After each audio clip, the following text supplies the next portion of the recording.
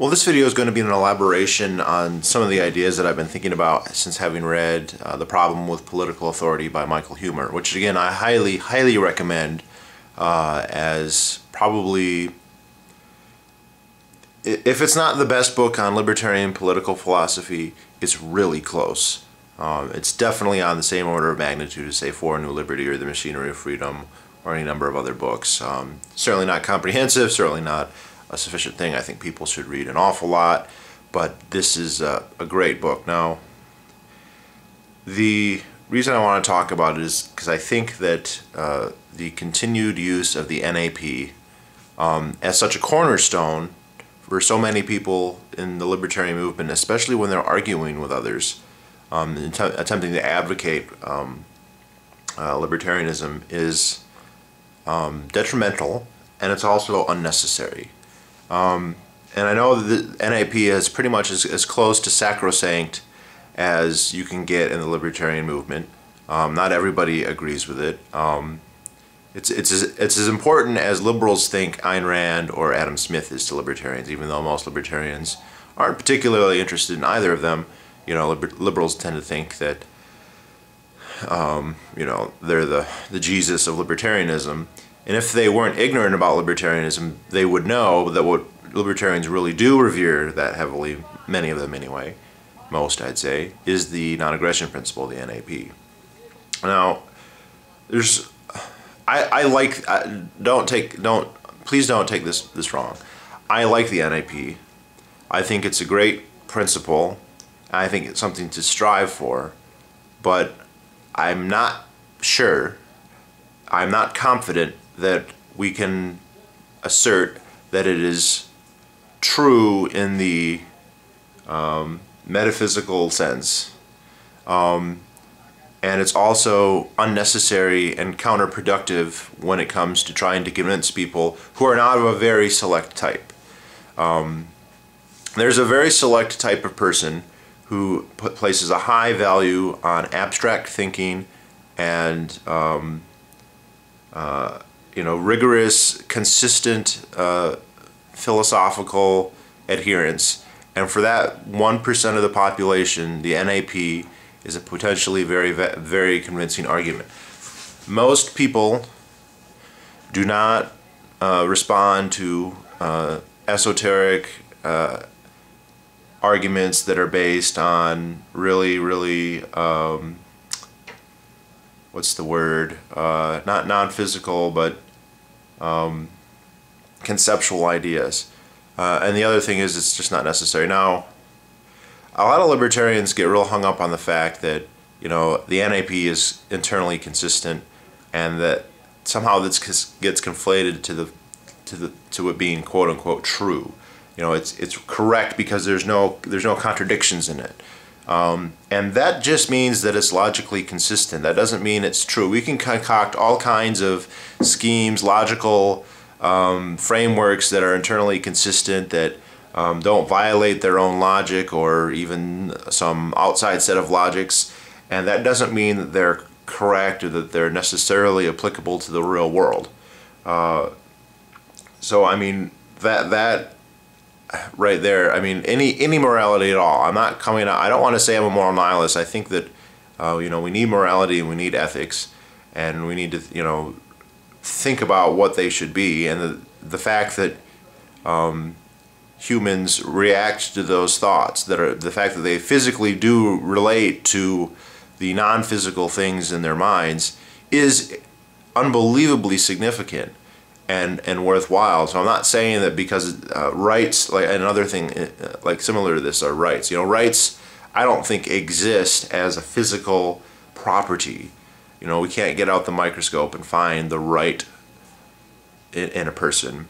But that doesn't mean that they're meaningless. It just means that, you know, they're based on the ideology of a person. And the thing about that then is it can change. So Americans tend to think there are more gun rights in America, and it's not because of the Constitution. It's because so many Americans think that there should be gun rights. And there are no gun rights in Russia or the UK because so few people there think that there should be gun rights there, and so on and so forth. So I think that's substantial, but it's not some It's not like the rights are something in the ether, and it's not like any morality or any ethics are in the ether of the physical world, you know, and that we're reacting to things because of that. It's mental constructs, which is and the NAP is good, is useful in that regard.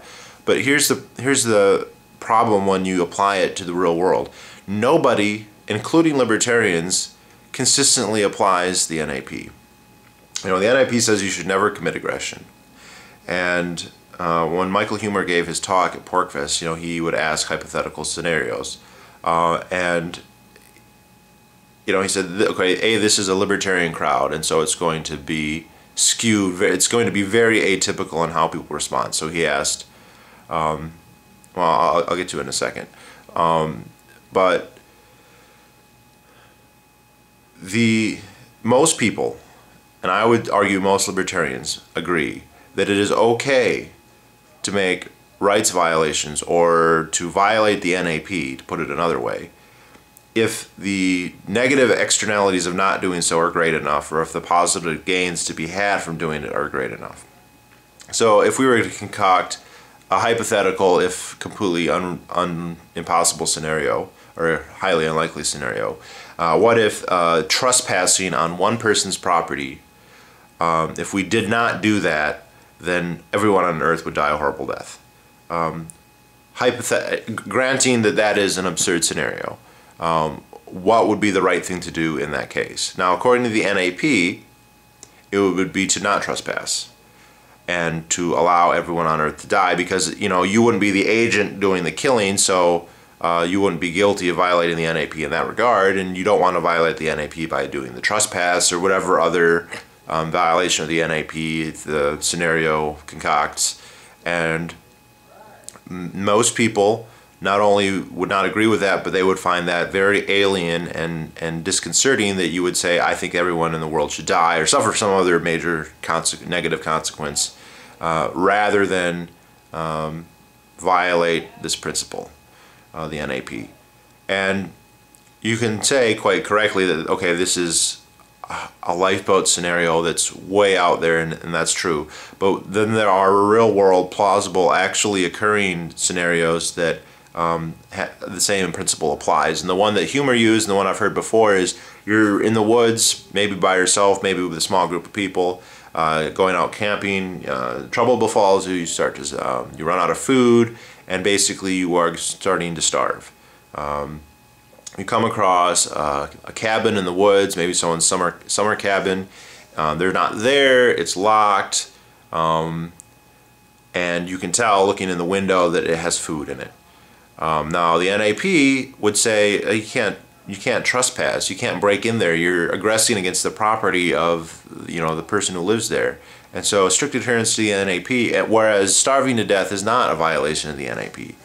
So the NAP is pretty clear. You don't break in. It would be a violation of the NAP to break in. But most people would say go ahead and break in. Now, at PorcFest, Huemer asked this question, and actually there were quite a few people, more than half, who said they wouldn't break in, and he said that is highly unusual. Most, over 90%, and over 95% even, will say, although I think he was doing that kind of spur of the moment calculating, will say that they would break in. But the response by the libertarians was basically, well, I would break in, but then I'd pay restitution later. That's cool, and I agree with that. I agree with that idea of, yeah, you would owe restitution, but you still violated the NAP, and you consistently would do so in other situations that are like that. And that's just one that's plausible, but there's many more that we could think about. The fact that you're going to get punished doesn't mean that it wasn't a violation of the NAP in the first place. It doesn't mean that you and just about everybody else in the world thinks that it's actually acceptable to do that, even if you have to pay a price. You know, this would be kind of like someone saying, I'm against prostitution. I think it's wrong. It's just but if I do it, I should pay the woman. Well, then you're not really against prostitution. you know, you're kind of being a little, I don't want to say hypocritical, but you're not, if you're going to assert that the NAP is some absolute principle and you're going to refute government simply by saying it violates the NAP, it violates the NAP, it violates the NAP, but then you violate the NAP because you're hungry or because you're in a situation. I remember Harry Brown kind of brought up the thing is, what if two people are on a lifeboat in the middle of the ocean and they have private property on it, and each owns a different side, and the person on the other side pulls out a drill and is like, you know, I'm just going to drill a hole in my side. Can you coerce them and stop them from, like, you know, wrecking their property? Or say it's their boat, you know, maybe they own the entire boat. That, again, kind of a not physically impossible but highly unlikely scenario, but not that unlikely. I mean, it wouldn't be as clear cut as a drill, but if you're stuck in a boat with somebody, they might decide, hey, I want to go this way, and you think, no, that way is suicide or death, or that's or very hazardous. You know, can you coerce them to stop them? And, you know, the NAP would say, no, you can't. But I think practically minded people will do it. Now, the way Humer puts it is, he goes, most people will accept rights violations, including the violation of the NAP, even though they don't use that terminology generally, if they think that there's sufficient negative externalities if they don't, or potential positive ones if they do. When I see libertarians argue strictly from this point of view, with such a heavy emphasis on it, it actually helps to alienate them. It doesn't persuade people, because they think that, okay, I have this system and we can show that taxation violates the NAP, and so people are then going to reject taxation.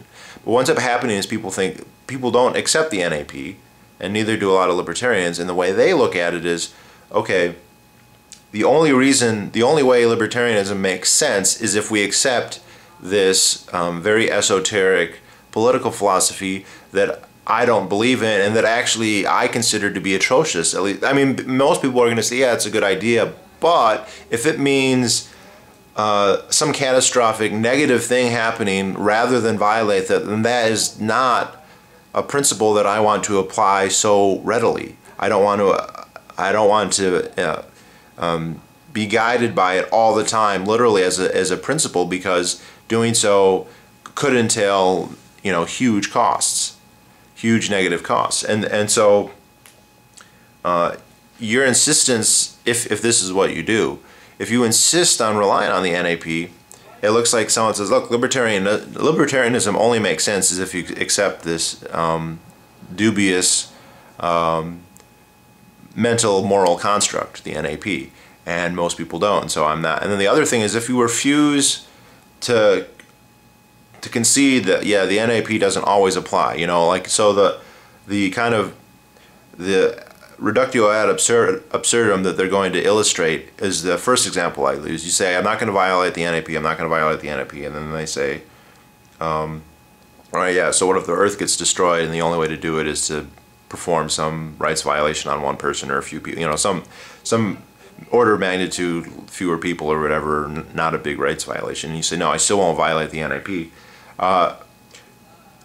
That is going to show them that from your perspective, the unwillingness to concede a point makes it seem as though the entire system is really dependent on that point. So they're going to get the impression that, wow, they will not back away from this NAP to the point where they would have the entire world be destroyed rather than violated. And this tells me that their view of the libertarianism is not justified and is indeed impossible without the NAP.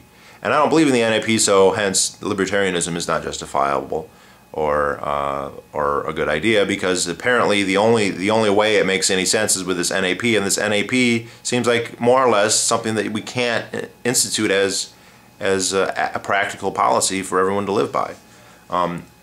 I think it shows a great deal more depth and flexibility, and even it's not necessarily compromise, but grounding in reality to say, look, sure, in certain situations it makes sense to have rights violations, and it's acceptable to violate the NAP. What libertarians should be aware of is that it doesn't logically follow that the state exists because of that, or that the state is justified. To say that, now another scenario people like to use a lot is say you're walking on the beach and you see a girl drowning in the water, and you have the power to go and save her life, and that would just entail you getting wet, and you wouldn't really be risking her life. People have, the scenario is different if she's about to go off over Niagara Falls, and you jumping in the river would entail both of you dying, rather. That's different, but you wouldn't be risking very much for yourself to do that. Can you be coerced to help the little girl? It's always for the little girl, right?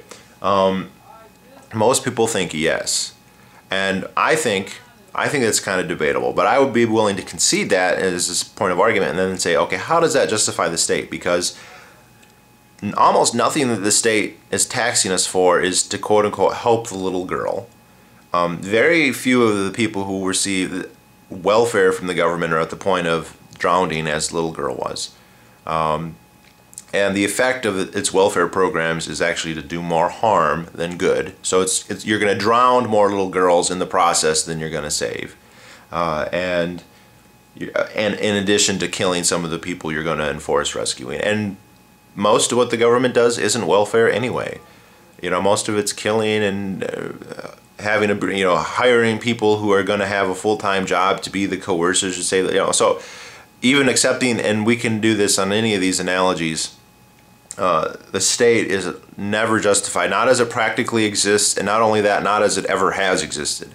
So you get a lot of, well, I don't like this government, I don't like this government program, and I don't like this president, but hypothetically there could exist one that I do find okay, when actually one that meets the criteria of these rights violations has never existed. I mean, maybe there's been one or two programs here or there that have, over the long span of thousands of years history. You can probably think, okay, well, the cost-benefit analysis. I mean, there's some things that are obvious enough that the state will do, but then it comes with all this other stuff that invalidate, like even if building that one dike or that one sewer system, was actually something that would have happened on the market anyway, so to speak, without any coercion, and the state did it. It more than counteracted that with whatever butcheries it's enacted either against its own people or against other people. And Humer's book goes into a great detail about explaining all these positions and how even if we accept a non-absolutist view of the NAP, it does not logically follow that the state is justified or a good idea. And I think that gives you a much broader base. You aren't relying on this, however internally consistent and logical idea, unacceptable idea to most people. And they're going to come across thinking, look, the only reason libertarianism can be justified is with this really weird ideology that I don't follow, that is, that I agree to a point, and then it becomes very alien to me. The I won't break into the cabin. That's very alien to most people. I mean, they can kind of understand. I understand why you'd have misgivings, but come on, you're going to die, or your group of people are going to die, and if your insistence that still be, a violation that's unacceptable, then they're going to think, okay, that's not very realistic, and then that's going to cast doubt on all your refutations, because they're going to say, well, taxes are kind of like that. Taxes are kind of like saving the little child, and the NAP doesn't make any sense, and so maybe taxes do after all. But when really you could say, no, the taxes aren't addressing the problem. There are other problems too. Like if coercion to help the poor or whatever is justifiable, then it doesn't logically follow that there can only be one coercer.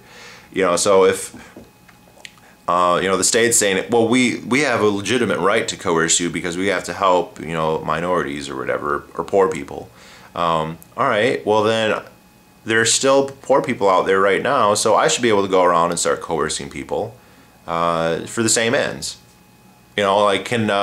Can charities go around and force people to pay for them in the exact same fashion that the government does? They'll go around and they'll say, okay, you owe us 10% of your income, and if you don't do it, you'll get a letter, and then if you don't pay, and that would exactly mirror the justification for the state, and yet people don't accept it.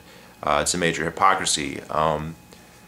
And this is actually, someone was asking about anarcho-pac. Anarcho-pac uses I think it was Max Weber's definition of the state, the territorial monopoly on the use of force. And I think that this definition, for its merits, and it's one that I've used for a long time, is missing some important things. For one, they're probably, if that's the definition, if we're going to be really literal about reality, this is a tangent by the way, but whatever. There may have never ever been any states, because within any geographical region claimed to be a state, the territorial extent of a state, the people within that will probably, in the right circumstances, be willing to use deadly coercive force for their own protection against the state or against private criminals. And you might say it's not very widespread, or that it's, maybe it's even illegal, but it still happens de facto, and this is true pretty much everywhere that I think has existed historically. And as soon as it does, then the monopoly status of the state in terms of coercive violence becomes technically not true any longer. I think it's more pertinent to speak in terms of an ethical or a legal double standard, where there's an institution, and I think it's important that it be an institution that is able to do things that others are not able to do. Basically a legal hypocrisy, where they can go around and tax and say it's for the poor, even though it's not. Most of what they tax is not for the poor, and even what they give the poor is more like a snare than a safety net. But then other organizations can't use that exact same justification. So the Red Cross cannot go around and coerce people, or the United Way, or the Boy Scouts, or whoever else. I mean, in the United States, explicitly, the monopoly on force does not exist, because use of defensive violence is widely accepted, unless unless you're a Peruvian Jew and your attacker has Skittles in his pockets. Then apparently it's somewhat controversial, but normally it's not. So, I mean, this is not to say the NAP is stupid, or it isn't some kind of principle or some kind of guiding template. And I don't want to knock it too much, but I don't think libertarians should think, and this is where the against me or the gun in the room arguments, I think, start to fall apart. And I've made other videos about this, but basically, if you're going to construct a morality and say then it is completely irrelevant to me, the consequences, the consequentialist implications of this political philosophy, then you're not going to get anywhere. And that's what the NAP does to a point. Not all the way, because most of the consequences of the NAP are good. The NAP is not something that has horrible negative consequences by and large, but in certain circumstances, including very real ones, it does. There's circumstances I think most people would violate it. I think the consequences of not doing this would be worse than following that principle, and that's how most people are going to come about their political philosophy. It's a random hodgepodge, as Ayn Rand would say. It's, you know, picking here and picking there. But if you come and say, look, the real true political philosophy is this, and it has these elements that people find so unsavory, and like I mean, it's very alien. It's like you're like in a, not in a cult, but like it's a very extreme ideology that they cannot and do not relate to.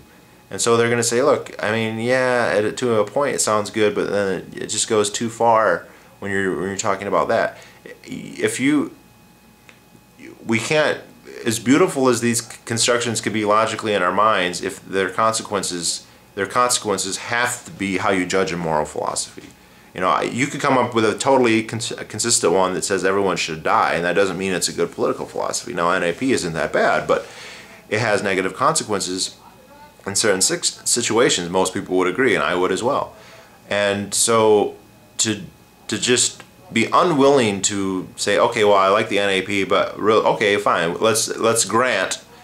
It's really good when you can grant people and say, okay, I grant that in certain situations this or that, and it shows a base of your argumentation that you can say, look, libertarianism doesn't require the NAP to be justified. Another kind of common thing is people say, oh yeah, libertarianism works fine if you're a rugged individualist, if everybody is super competent, and that's true. If everybody was a rugged individualist and everybody was super competent, then yes, libertarianism would definitely be justified.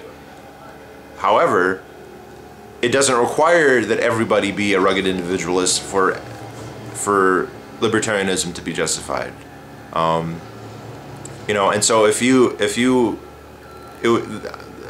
strict adherence to the NAP is similar to just kind of insisting that the only way libertarianism would work, and I've never heard libertarians make this argument, but they're strawmanned into saying this, but if you were to go around saying the only way libertarianism works is if everybody is like basically a mercenary soldier capable of defending himself against multiple attackers, able to produce all of his own food, produce all of his goods, and to handle all of his affairs perfectly on his own in a very atomistic individualist way. And if everybody was like that, then libertarianism would work, which is true. If everybody was like that, libertarianism would work.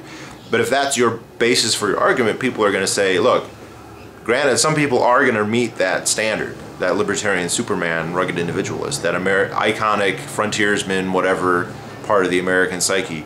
But most people aren't, or at least many people aren't, and so that system isn't justified on those grounds because the person you're talking about isn't going to exist everywhere. Just like the NAP is not going to be applicable everywhere. And it's so as you look, listen, not everyone has to be atomistic, and there's nothing in libertarianism at all that really even requires you to be atomistic. I was just reading, somebody wrote an article about how government's, moral and whatever, and it's virtuous, and they were saying, but people are social animals, and if it's just a straw man, because when did being social get conflated to you have to have a state? I mean, yeah, I agree humans are social animals. Humans are like amazingly social animals.